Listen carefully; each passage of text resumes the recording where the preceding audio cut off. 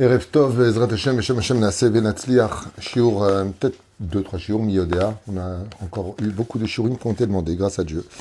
Et ce soir, ce sera donc mardi 8, déjà du mois de février, et le Chet du mois de Adar Aleph, Shiur acheté par David Zouilé Ayakar, que Dieu le bénisse sur tous ses chemins, pour la Refouach Shlema de Anna Bat Kamra, à qui on souhaite prompt rétablissement et que le mérite du Zera Shimshon יגן בעדיה ובכל אשר לה ויתן לה החלמה מהירה ורפואה שלמה ובריאות איתנה ואריכות ימים ועל הכל יראת שמיים. À elle ainsi qu'à tous les malades d'Israël ainsi que ma maman. Si vous pouvez aussi prier pour elle, Tavo Lechem Beracha, qui a besoin de nos prières. Bezrat Hashem, Shakadosh Baruch Hu yishlach la achlama meira vebriut etana. Il y a beaucoup de gens malades en ce moment. Méfiez-vous de ce virus qui paraît inoffensif, mais il fait quand même beaucoup de dégâts, malgré le fait qu'il paraît très inoffensif. Lachen Bezrat Hashem, par le mérite de Rabbeinu Shimshon Chaim Nachmani Alav Shalom, qu'il n'y ait que de bonnes nouvelles et une grande refoua shlema. On attaque ce shiur immédiatement, parce que, on en a peut-être encore un autre derrière à faire, et on posera une question essentielle sur un sujet qui touche à la Géoula, quelque part, au 3e degré, sur la paracha de la semaine, puisque Akadosh Baruch Hu a demandé dans la paracha précédente de construire des kelim, et de l'autre côté, des vêtements, et toutes sortes de choses. Alors vous savez que mon cher Rabbeinu Alav Shalom, Zchuto Yagen al Kol Am Israël, est monté au Har Sinaï pendant 40 jours et 40 nuits. La Torah se divisant par des mondes très puissants, qu'on appelle le Pardes, donc qui vont des choses les plus premiers niveaux de compréhension aux mondes les plus ésotériques, ont très bien été compris par Moshe Rabbeinu. Même si Dieu, il a pris, par exemple, le Midrash nous dit que Dieu, de façon imagée, il a pris toute la tête de Moshe dans sa main gauche, Dieu n'a pas de main, c'est des images, il a pris la Torah dans sa main droite et il a rentré toute la Torah d'un coup dans la vision de Moshe Rabbeinu pour qu'il puisse la comprendre sans aucun doute. C'est-à-dire que cette Torah devient une Torah de vie, non pas une Torah de marloquette, de conflit, de j'ai pas compris. Donc Moshe a tout reçu. Donc s'il a tout reçu, il a tout reçu. Donc la Mishnah nous dit dans le premier chapitre de Masechet Avot, Moshe Kibel Torah Misinaï. Et quelle Torah il a reçu? Torah Tmima. Torah Tmima, Tachem. On parle de la Torah qui est intégrale. Et pourtant, et c'est là que c'est bien ambigu, c'est que Moshe n'a pas compris 3 choses. Alors, s'il a reçu la Torah, et que même la vache rousse a été compris par Moshe, puisque, comme vous le savez, le roi Salomon, arrivé à la vache rousse, a dit, j'ai compris toute la Torah, mais la vache rouge, non colos, je comprends pas. Et donc, chaque fois qu'on a fait la vache rousse, on a dû s'en référer au Kavanot de Moshe Rabbeinu, qui est le seul à avoir compris les secrets de la vache rousse. Mais par contre, 3 choses n'ont pas été comprises par Moshe. Moshe a bugué, et il a dit à Dieu, je ne comprends pas. Alors que Gabriel était vêtu de lumière pour expliquer la Torah de son côté, et puis Michael, et puis les anges, il y a un avis Tov, tout le monde était présent. Et qu'est-ce que n'a pas compris Moshe? Ombrim Rabotenu Alem Shalom. 2 questions essentielles qu'on va essayer de comprendre dans ce shiur. Davar Rishon, il n'a pas compris le Kiddush Alevana. Ce qui est quand même assez choquant dans Masechet Makot, par exemple, le Kiddush Alevana, le témoignage des témoins, quelle forme avait... Il n'a pas compris. Il n'a pas compris comment faire Rosh Chodesh. On parle de Moshe Rabbeinu. Première mitzvah, quand nous sommes sortis du pays d'Égypte, Dieu ordonna de sanctifier le temps. Alors que il faudra à peu près, on va dire... une bonne semaine pour expliquer à quelqu'un d'ordinaire comment fonctionne le Kiddush Alevana, c'est-à-dire la forme des lunes, qu'elles sont croissantes et décroissantes. Un truc simple, c'est pas compliqué. Les témoins, ils venaient, ils disaient voilà comment on a vu la lune. Rabban Shimon ben Gamiel disait quelle forme elles avaient, les 2 témoignages correspondaient, on pouvait fixer Rosh Chodesh. Moshe, il a dit, il n'y a rien compris. Si vous avez rien compris. Alors la vache rousse, t'as compris, le lait, la viande, t'as compris, le châtenez, t'as compris, tout t'as compris, ça t'as pas compris. Il a dit, non, rien compris. Problème. Deuxième chose, qui est extrêmement, par exemple, difficile à comprendre, c'est la fabrication du pain, le lechem apenim be'et hamikdash. Moshe a compris en 1 seconde. Et quand je lui ai parlé de la menorah, il dit, j'ai pas compris. Si vous avez compris. C'est pas compliqué. Une menorah, on te dit, il y a les giveim, il y a les prachim, il y a les kaftorim, il y a tout est expliqué, c'est 7 branches, c'est pas compliqué. Moshe, il a dit, j'ai pas compris. Et le pire de l'histoire, c'est quand je lui ai parlé du mahatzit shekel. Il lui a dit, fabrique une pièce qui portera le nom de Mahatzit HaShekel. Et Moshe, il a dit, comment c'est? Alors Dieu lui explique. Et Moshe, il dit, je comprends pas. Alors Dieu lui dit, si tu comprends rien ou quoi? Tu comprends pas. T'as compris toute la Torah, ça tu comprends pas? Et Moshe dit non, je comprends pas.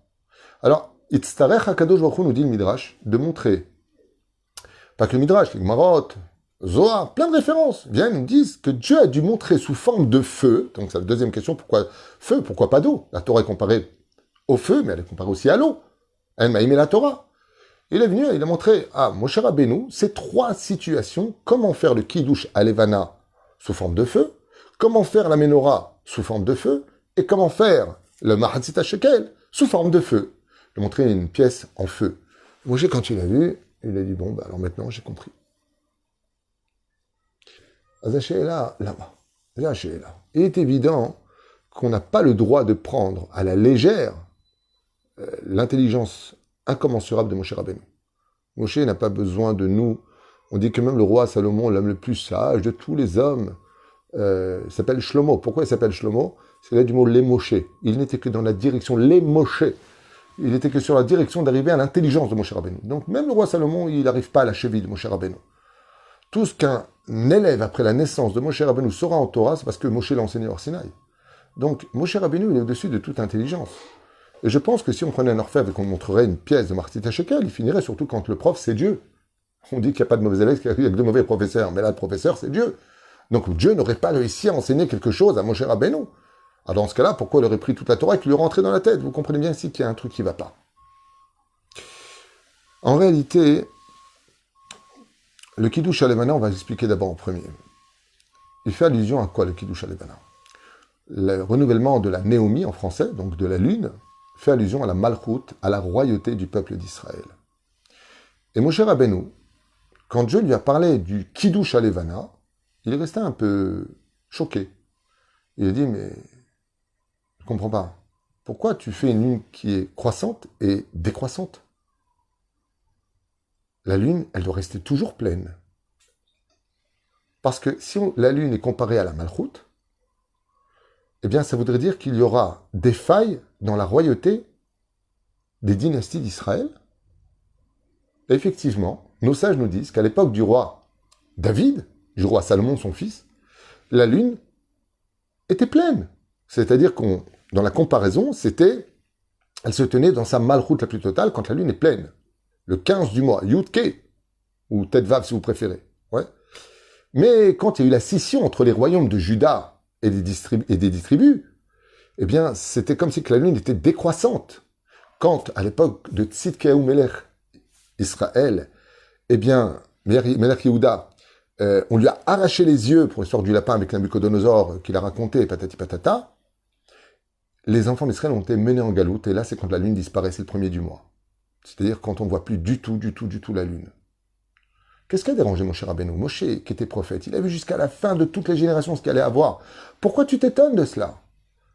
Chazal nous dit, parce que, quand on rentre le Zera Shimshon, il dit parce que Moshe Rabbeinu, il n'a pas compris. Mais si je rentre en Israël, et que j'impose la royauté, ce qui vient de moi est indestructible, tout comme la Torah porte mon nom, Torah Tzivalanu Moshe, en Shaklat Yaakov, je vais rentrer en Israël, je vais nommer moi le roi d'Israël. Je vous rappelle, à la sortie d'Égypte. Et Dieu lui dit, Moshe, viens, je t'apprends comment ça se passe. C'est pas que Moshe ne comprend pas, c'est que Moshe refuse de comprendre. Il dit, mais pourquoi tu fais décroisser la lune? Pourquoi d'un coup Il dit, parce qu'il y a des rois comme Asa, il va faire tchouva, et puis il y a le roi Intel, puis il y aura le roi Omri, et puis il y aura le roi Intel, qui est là par contre, ça descend, ça décroisse, ça... Il dit, en fait, si je comprends bien, la royauté d'Israël est vouée à disparaître et à réapparaître. Et Dieu lui dit gentiment, Moshe, c'est pas toi qui nommeras le roi d'Israël. Ça viendra pas de toi. Parce que toi, tout ce que tu touches, ça reste éternel. Et donc Moshe comprend à ce moment-là, un peu triste, qu'il ne rentrera pas en Israël. Mais il dit pas. Il laisse les choses telles quelles. Dieu ne lui annonce pas. Mais d'un coup, ça va prendre une nouvelle dimension quand on arrivera dans la paracha de la semaine dernière, Teruma, où Dieu demande de fabriquer la Ménorah. Et là, Moshe, il dit, combien de Ménorah je dois faire? Pas Ménorot, Ménorah. Dieu lui dit une seule. Et là, il dit, mince, je comprends pas. Il dit, pourquoi? Il dit, parce que, normalement, combien j'aurais dû en fabriquer? Comme le roi Salomon, dans le premier temple. Combien il y avait de Ménorot dans le premier temple? 10. Il n'y avait pas une Ménorah. Il y avait 10 ménorotes. Et à quoi servaient donc ces 10 ménorotes? Eh bien, combien il y a de branches par ménorah? Il y en a 7. 7 fois 10, 70.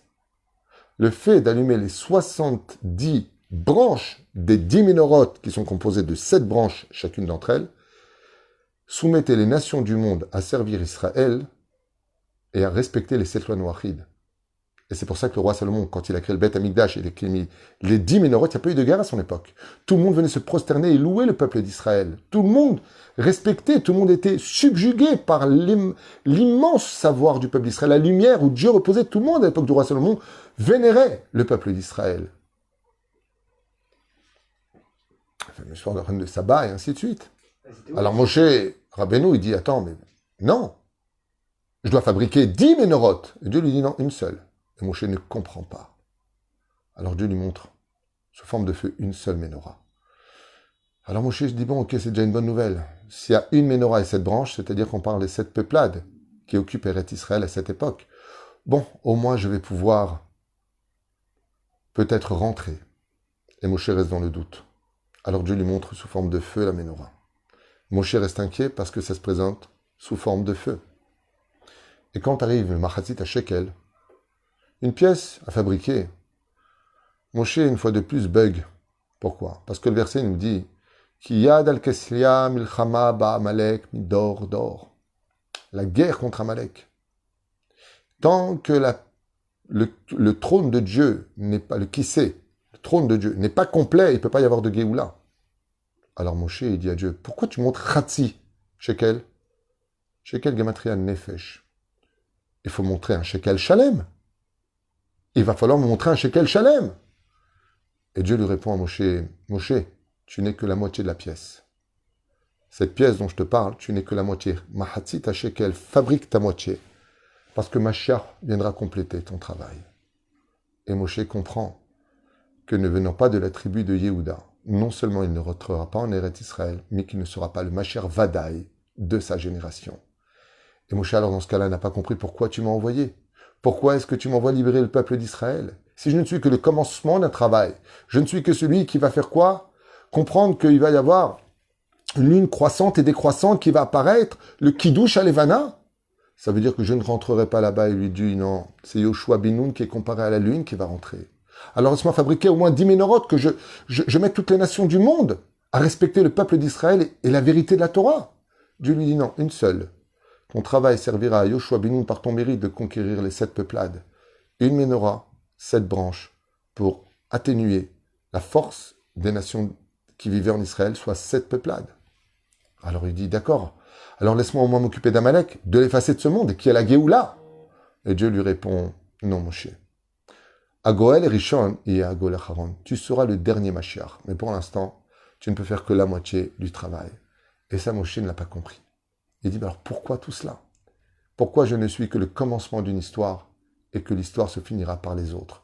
Et Akadosh Baruch Hu lui dit, parce que nous ne sommes qu'une moitié de tout travail à faire sur Terre et que tu dois être complété automatiquement par les autres pour créer la Shlemut. C'est-à-dire que la complétude, la perfection ne peut se réaliser que quand on est plusieurs à le faire, Moshe Rabbeinu. Ça ne peut pas passer dans tes mains. Alors Moshe va pleurer. Il va dire à Dieu, je ne comprends pas. Alors Dieu lui m'a montré sous le feu. On avait dit que c'était la deuxième question. Et le feu, c'est Midatadin. Et Moshe Rabbeinu se retrouve à apprendre que tant que le peuple d'Israël ne viendra pas compléter l'un et l'autre, tant qu'on ne viendra pas respecter la royauté, attendre le Mashiach tous les jours, demander que Dieu règne sur terre dans son Beth Amikdash, qui représente le Kiddush Alevana, tant que nous n'éclairons pas les nations du monde de notre Torah par un exemple de lumière, et tant qu'on ne se complétera pas, qu'il n'y aura pas de hardout entre nous, il n'y aura pas de Géoula. Et ça, c'est un décret qui vient du feu. Ça veut dire que ça ne peut pas se passer autrement. La Midatadin, qui est représentée par le feu, la justice de Dieu, qui est représentée par le feu, brillera jusqu'au moment de la Géoula. Si on ne fait pas de tchouva, si on veut aller de main forte avec Hachem, si on veut se rebeller contre lui, alors Dieu lui a montré le feu et non pas l'eau. L'eau fait preuve d'humilité, l'eau, Baruch Hachem, assèche notre soif, et ainsi de suite. Akadosh Baruch Hu lui a montré à Moshe Rabbeinu 3 choses, qui en réalité étaient un message que pour nous, les enfants d'Israël, de comprendre que Moshe avait très bien compris les choses, mais que Dieu lui a dit, ce n'est pas encore le moment. Ces 3 choses-là se réaliseront et se concrétiseront que le jour de la Géoula finale, où Bezrat Hashem, les 70 nations, Yavducha Amim, Vishtahavu Lechalomim, Echen al Zaderech. Car Mevi Azara Shimshon Bezrat Hashem, Srutu Yagen al Kol Am Israël, Chaim Tovim Shalom, pour ce premier shiur, en souhaitant une Achlama Meira, Briet Etana, Arichut Yamim, Alakol Irat Shamaim, Bezrat Hashem, Barach Vidash Molad, pour Aishat Momarat, Chana Bat Kamra, avec votre perdition, tous les malades d'Israël, Bichlam Esther Bat Nusha, Twitou Bezrat Hashem, à qui on souhaite une bonne refouach lemam parmi tous les malades d'Israël. Baruch Adonai l'olam, amen, amen. Pour ceux qui sont intéressés, un deuxième shiur tout de suite, Bezrat Hashem. Kol Tuv, les Traot, et je rappelle que dès ce soir, vous pouvez faire la Birkat Alevana Bezrat Hashem.